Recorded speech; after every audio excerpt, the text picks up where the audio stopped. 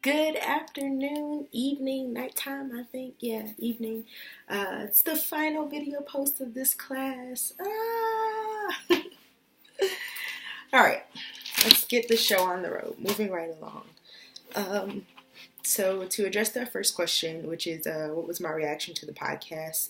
What did I agree or disagree with in terms of the discussion around the appropriate role of social welfare programs and how they have been discussed recently? So I did not think that initially I would agree with President Trump's statement about not wanting a poor person to run the country, right?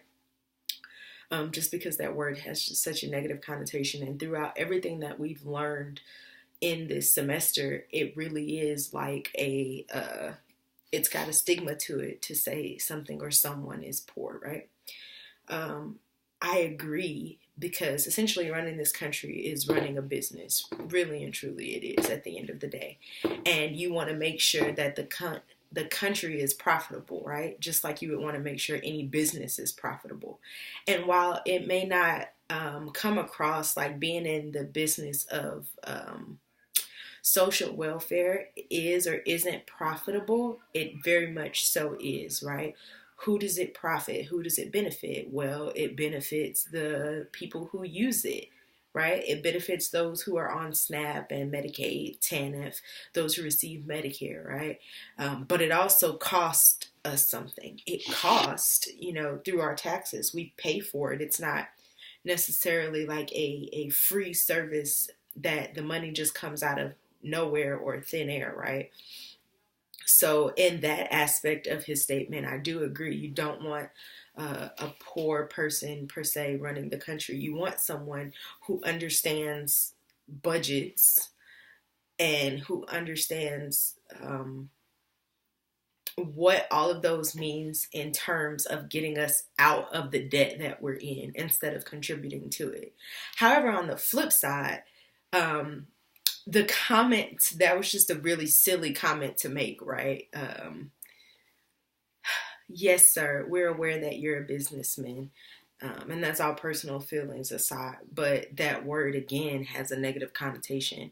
And so what are we determining? What are we determining is poor, right?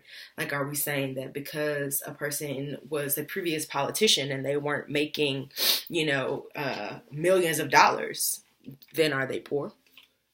Like, what quantifies the amount of poorness, right? So, again, listening to the overall podcast, there were some really good points throughout it.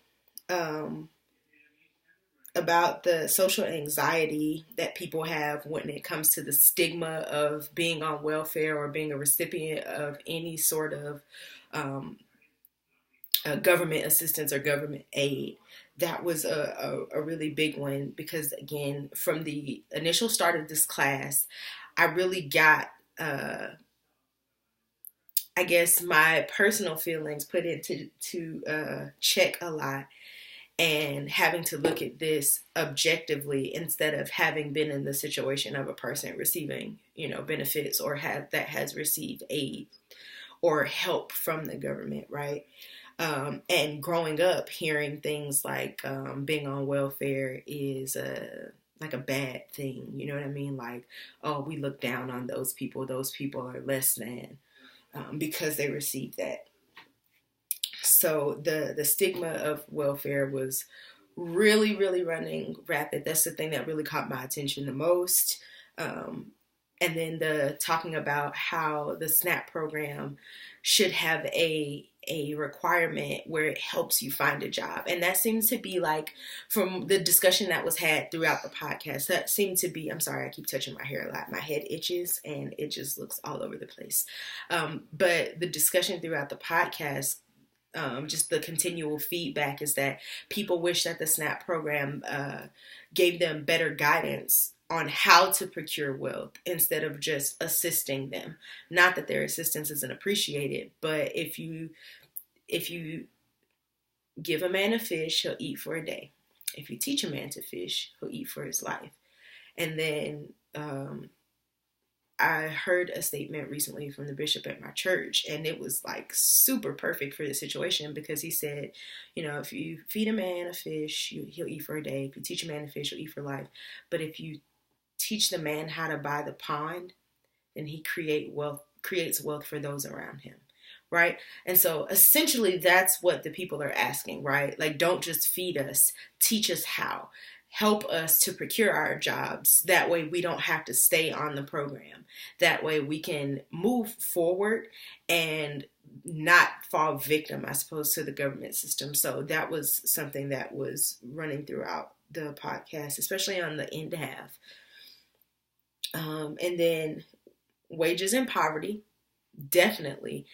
I think people correlate, you work, because a qualification is not, one of the qualifications is that you don't have to work. However, if you do work, depending on how much money you make and the ratios that they run, right, that you could still technically be living in poverty, but then not receive the aid that you need. You won't receive the benefit that you need, right? For example, someone living in New Mexico making $10 an hour that has one child, and say hypothetically they receive child support, then that person does not qualify for SNAP, the SNAP program, which is Supplemental Nutrition Assistance Program.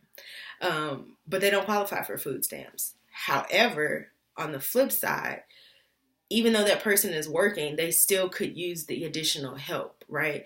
So the discussion or a lot of points that were being made was, well, are you going to raise the wages so that people can afford to take care of themselves by themselves, so that they don't have a continuation, I guess, of the cycle that welfare or SNAP has had on people? So that was pretty awesome.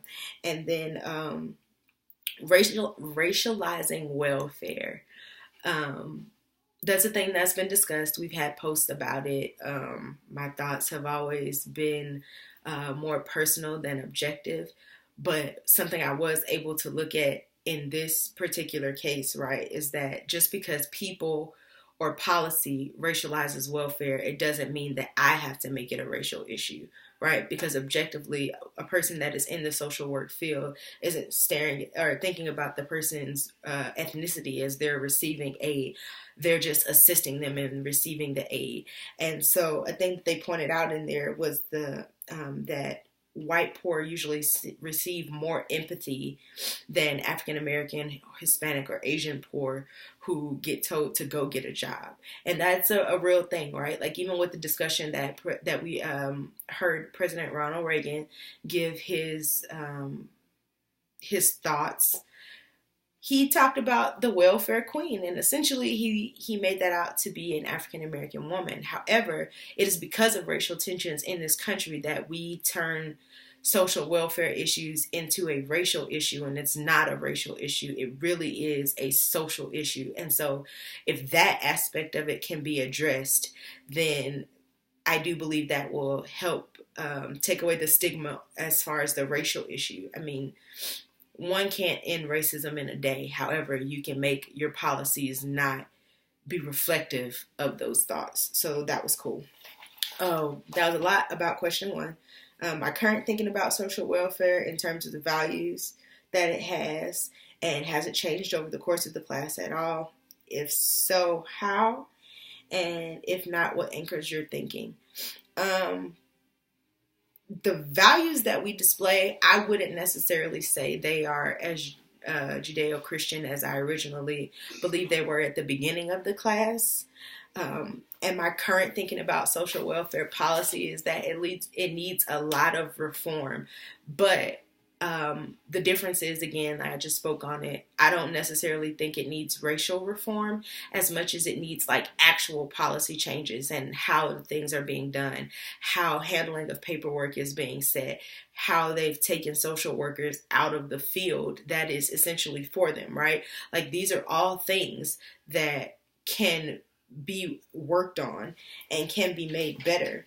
And so I do believe that my view has changed on that and in that aspect. And And then the last question was, what do I hope to see in terms of this country in regards to our direction for social welfare policy? Honestly, I would like to see things not be as automated. After having read Automating Inequality, going throughout this course, reading the different posts that everybody makes, giving their thoughts and views and opinions on the information that we have taken in, all the different articles that we have read, I have really come to the determination that while yes, computers are a benefit, while yes, using electronic devices can streamline things and make them easier, it takes the people out of the social work process, and therefore a lot of things fall through the crack, right? We miss a lot of things don't get handled properly, and most importantly, the aspect of social welfare doesn't have as much empathy. And I don't mean like empathetic to one ethnic group, I mean empathy period, right? Because it comes across, especially in the political jargon that has been thrown around during this presidency, only speaking solely off of the podcast that we listened to and the initial articles that we had to, the discussions between Mr. Mulvaney that we had to listen to at the beginning of the class, that it's almost like a disdain for having to assist people. However, I do agree that it is not a system that people should be locked into, right? Like welfare should be to give you a hand up, not a hand out. So there are points that I somewhat agree with. I don't agree with cutting budgets, but we need to figure out a way that the budgets benefit more people, and but they're not taxing more. And I know that is an extremely hard thing to do. But in my career field, I mean, I look at a budget all day, every day, right? And even though it may be small scale, right? Say particularly for like a squadron or so, right? So yes, I may only be working with a couple $100,000. However, I've learned how to make those things work in the areas that I need them to work, all while asking for more money to do the things that I need to do, right? And I do believe that it's possible to translate over, right? But you got to have the understanding of really like, no, this thing is not needed. This item, it is a want right now. So let's table it and let's talk about the things that we need. And then from there, let's get everything we need and see how much of our wants we can supply. And I feel like social policy needs to take that same, it needs to have that same energy. And I know that's probably not like the correct terminology, but we need to say, hey, we're servicing 44 million people right now. And out of those 44 million people, XYZ millions of people receive SNAP. XYZ millions of people receive TANF. XYZ millions of people receive Medicare or Medicaid. How can we improve the system? Do medical costs need to be extremely expensive? Do medical costs, or can we bring that down, right? And not tax the people who are paying for medical, because I pay for my insurance. I know how much it is, and I know how much that my job pays as well for my insurance, right?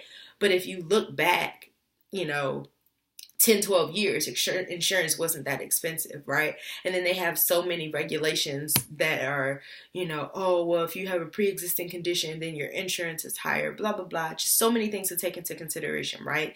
But when you remove the people out of that and make it an automated system, then a person who is in need might not get all the assistance that they need. At the same time, more money is being spent for a service in the medical field that can be lessened. And so these are just my thoughts. I don't want to feel like I'm rambling. I do try to write points down when I go through these things. And so I hope everything came across well. I hope everybody had an awesome semester. It is finished. Almost. I hope everyone does well on their final. And everybody have a good night.